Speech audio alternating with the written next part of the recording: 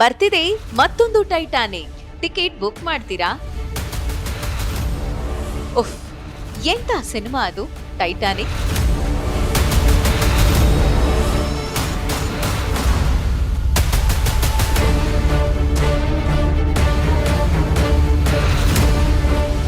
ಥಿಯೇಟರ್ನಲ್ಲಿ ಕೂತು ನೋಡುವುದಕ್ಕಷ್ಟೇ ಇದು ರೋಮಾಂಚಕ.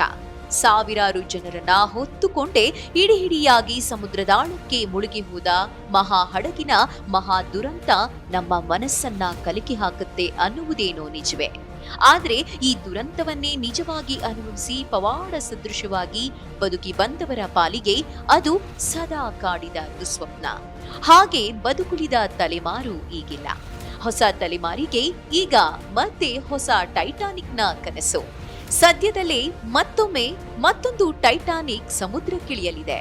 ಇದನ್ನ ಮಾಡ್ತಿರೋದು ಆಸ್ಟ್ರೇಲಿಯಾದ ಕೋಟ್ಯಾಧೀಶ ಕ್ಲೈವ್ ಪಾಮರ್. 9 ಮಹಡಿಗಳು, 835 ಕ್ಯಾಬಿನ್ಗಳಿರುವ ಹತ್ತತ್ರ 2,500 ಪ್ರಯಾಣಿಕರನ್ನ ಹೊತ್ತೊಯ್ಯಬಲ್ಲಂತಹ ಇನ್ನೊಂದು ಮಹಾ ಹಡಗು ಇದು.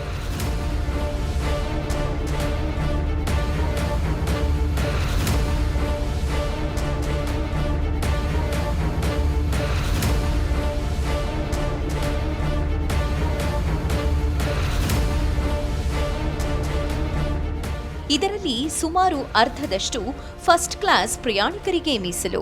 ಅವರಿಗೋಸ್ಕರವೇ ವಿಶಾಲವಾದ ಸ್ವಿಮ್ಮಿಂಗ್ ಪೂಲ್, ಐಷಾರಾಮಿ ಟರ್ಕಿಶ್ ಬಾತ್ರೂಮುಗಳಿರುವ ಈ ದೈತ್ಯ ಹಡಗಿನ ತೂಕ 56,000 ಟನ್. ಹಿಂದೆ 1912ರಲ್ಲಿ ಮುಳುಗಿತ್ತಲ್ಲ ಒರಿಜಿನಲ್ ಟೈಟಾನಿಕ್, ಅದು ಥೇಟ್ ಹೀಗೆಯೇ ಇತ್ತು. ಆದ್ರೆ ತೂಕ 10,000 ಟನ್ ಕಡಿಮೆ. ಆ ಕಾಲಕ್ಕೆ ಸಮುದ್ರದ ಮೇಲಿನ ಗಂಧರ್ವ ಲೋಕದ ಹಾಗಿದ್ದ ಹಡಗು ಅದು. ಆದ್ರೆ ತನ್ನ ಮೊದಲ ಯಾನದಲ್ಲೇ ಮಧ್ಯರಾತ್ರಿ ಹೊತ್ತಿನಲ್ಲಿ ನೀರ್ಗಲ್ಲಿಗೆ ಅಪ್ಪಳಿಸಿ ನೀರು ಪಾಲಾಗಿತ್ತು. ಸುಮಾರು 1,500 ಜೀವಗಳು ಬಲಿಯಾಗಿದ್ವು. 700 ಜನ ಬದುಕಿ ಬಂದಾದರೂ ಆ ಘಟನೆ ಅವರಿಗೆ ಜನ್ಮ ಜನ್ಮಾಂತರದ ದುಸ್ವಪ್ನ.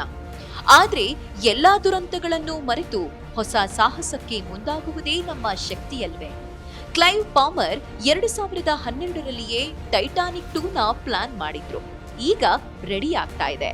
2027ರಲ್ಲಿ ಯಾನಕ್ಕೆ ಸಿದ್ಧವಿರುತ್ತದೆಯಂತೆ.